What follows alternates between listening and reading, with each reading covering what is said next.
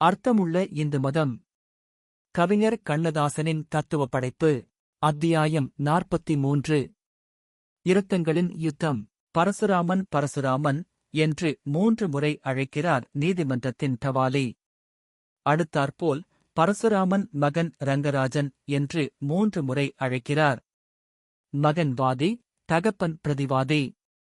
நீதிமன்றத்திலே இரத்தம் நேருக்கு நேராக மோதிக்கொள்கிறது. பாச அணுக்களால் ஊறி வளர்ந்த இரத்தம் பகை அணுக்களுக்கு இடம் கொடுத்தது எப்படி? ஆம், சமயங்களில் அது தவிர்க்க முடியாததாகி விடுகிறது. தந்தையும் மகனும் மோதிக்கொள்வதும் அண்ணனும் தம்பியும் மோதிக்கொள்வதும் விபரீதமான நிகழ்ச்சிகளே. ஆயினும் எப்படியோ இவை நடந்துவிடுகின்றன. அன்பையும் பாசத்தையும் வலியுறுத்தும் இந்து மதம் தவிர்க்க முடியாத சில விதிவிலக்குகளையும் சுட்டிக்காட்டுகிறது. உறவு இரத்தம் பகையாக மாறுவதே விதியின் வலிமை என்கிறது. என்னுடைய இரத்தம் மிகவும் மென்மையானது. உறவினருக்கு சிறிது துன்பம் என்றாலும் கூட என்னால் தாங்கிக் கொள்ள முடியாது. அவர்கள் என்னை ஏமாற்றிவிட்டால் கூட பகை உணர்ச்சி எனக்கு வருவதில்லை.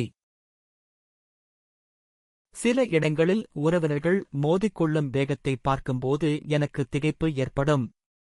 5 ரூபாய் வித்தியாசத்துக்காக அப்பனும் மகனும் அடிதடியில் கூட இறங்கிவிடுகிறார்கள். தகப்பனார் இறந்து கிடக்கிறார். அவரது 5 பிள்ளைகளும் பிணத்தின் பக்கமே போகவில்லை, பெட்டகத்தை உடைத்து பணத்தை பங்கு போடத் துவங்குகின்றனர். அடிதடி அரிவாள் தூக்கும் வரையில் முன்னேறுகிறது.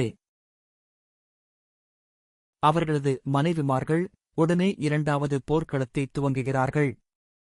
பிணம் 2 நாட்கள் கிடந்து நாற்றம் எடுக்கிறது. இரவு பகலாக பங்காளிகள் சமாதானம் செய்கிறார்கள். கடைசியில் மூத்த பிள்ளை கொள்ளி வைப்பதற்கு கூட பணம் கேட்கிறான். இறந்து போனவனுக்காக ஒரு பிள்ளை கூட அழவில்லை. அவன் சம்பாதித்த சொத்தும் கொண்டு வந்த மருமக்களும் தந்தை மகன் என்ற புனிதமான உறவை எவ்வளவு கேவலப்படுத்திவிட்டன. என் உறவினர் ஒருவர் வீட்டில் நான் கண்ட காட்சி இது. ஒரு தந்தை நன்றாக சம்பாதித்தார். தனது 4 பெண்களுக்கும் நல்ல இடத்தில் திருமணம் செய்து வைத்தார். தனது 2 பிள்ளைகளுக்கும் அழகான பங்களாக்களை கட்டிக் கொடுத்தார். பெரிய இடத்தில் பெண் எடுத்தார். பிறகு தமக்கென்று கொஞ்சம் செல்வத்தை ஒதுக்கிக் கொண்டு ஒரு கோயில் விடுதியில் கடைசி காலத்தை கழித்தார். மரணத் தருவாயில் ஆஸ்பத்திரியில் சேர்க்கப்பட்டு அங்கே மரணமடைந்தார். அவரது சடலத்தை தங்கள் வீட்டில் போட்டுத் தூக்க ஒரு பிள்ளையும் ஒப்புக்கொள்ளவில்லை. அவர்களல்லவா குழந்தைகள். என் வீட்டில் வேலைக்காரன் இறந்து போனாலும் அந்தச் சடலத்தைக் கூட அலங்கரித்து என் வீட்டிலிருந்தேதான் தூக்கி அனுப்புவேன். அவனோ தந்தை, வீடும் அவன் கட்டிக் கொடுத்த வீடு, பெற்ற பிள்ளைகள் பிணத்துக்குக் கூட இடம் தரவில்லை. நதி மூலம் ரிஷி மூலம் பார்க்கக்கூடாது என்பார்கள். காரணம் பல ரிஷிகள் மனைவியராலும் பிள்ளைகளாலும் ஆனார்கள் என்பதால். இரத்தம் தண்ணீரை விட கனமானது என்பார்கள். என்னுடைய கணக்கில் அது புஷ்பத்தை விட மென்மையானது.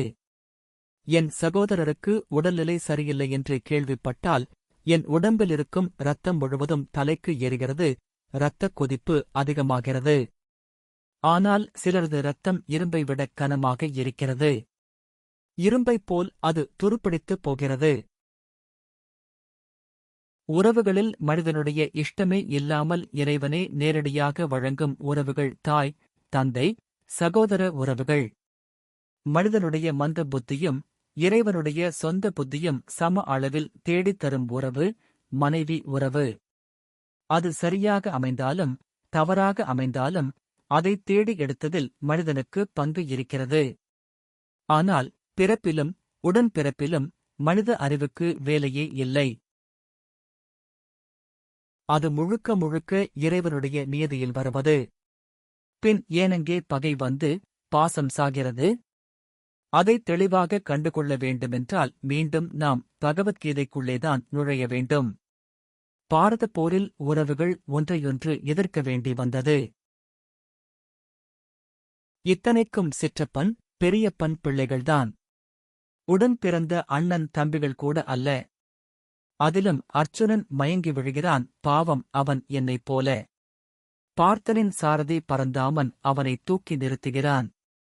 தவிர்க்க முடியாத அந்த யுத்தத்திற்கான நியாயங்களைக் கூறுகிறான். ஒருவன் மனம் முழுக்க கல்லாகிவிட்ட பிறகு அவனைப் பற்றிய உறவு முறைகளை மறந்துவிட வேண்டும் என்கிறான். ஒரு சகோதரனின் கழுத்தை இன்னொரு சகோதரன் அறுக்க முயன்றால் அதைத் தடுப்பதற்கு அவன் கையையாவது வெட்ட வேண்டி வருகிறதே. விருப்பத்திற்கு விரோதமான இந்த வினைக்கு விதியைத் தவிர வேறு எந்தக் காரணத்தை கூற முடியும்? இது தற்காப்பு என்ற தலைப்பில் அடங்கும். இருவருமே ஒருவர் கழுத்தை ஒருவர் அறுக்கத் துணிந்துவிட்டால் அந்த கேள்விக்கு இறைவன்தான் பதில் சொல்ல வேண்டும். பிறப்பு நிர்ணயிக்கப்பட்டபோது அதன் நோக்கத்திற்கு ஒரு சட்டத்தையும் அந்தச் சட்டத்திற்கு சில செக்ஷன்களையும் இறைவன் விதித்திருக்கிறான். பூர்வ ஜென்மத்தை ஆதாரமாகக் கொண்டு ஒவ்வொரு பிறப்புக்கும் ஒவ்வொரு செக்ஷனை வழங்கியிருக்கிறான். சில பிறப்புகள் பந்த பாசத்தினால் உருகிச் சாகவும் சில உறவுகள் பகையினால் போரிட்டுச் சாகவும் அவன் நிர்ணயித்திருக்கிறான். அதை அவன் நிர்ணயித்ததால்தான் அவனே கண்ணன் வடிவில் அதற்கு நியாயத்தை கற்பிக்கிறான்.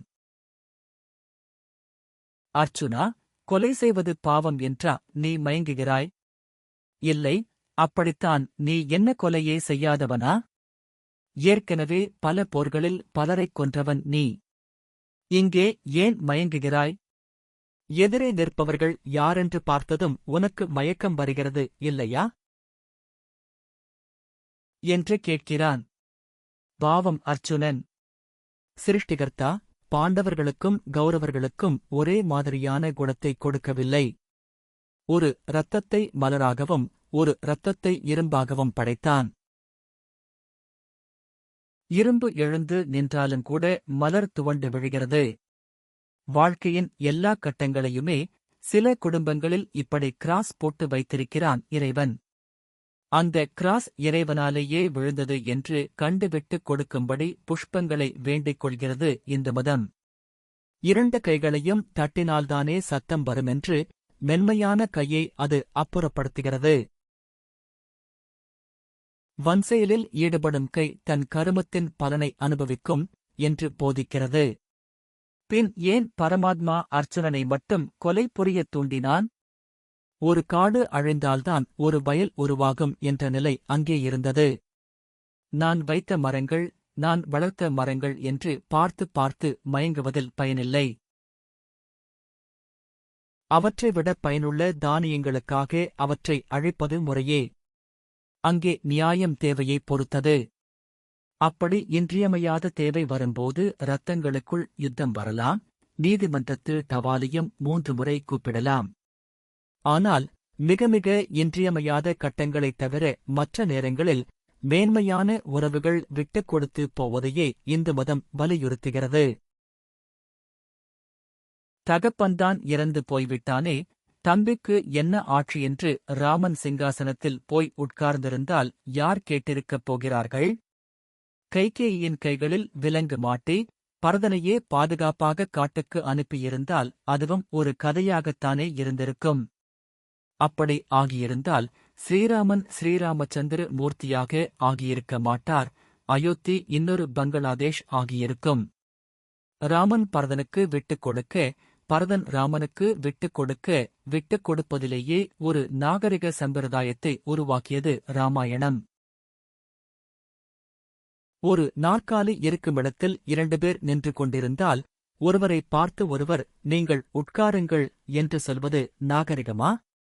ஒருவரை பிடித்து தள்ளிவிட்டுத்தான் போய் உட்காருவது நாகரிகமா? விட்டுக் கொடுப்பது தவறில்லை. அது யுத்தத்தை தடுக்கிறது, இரத்தத்தை காப்பாற்றுகிறது.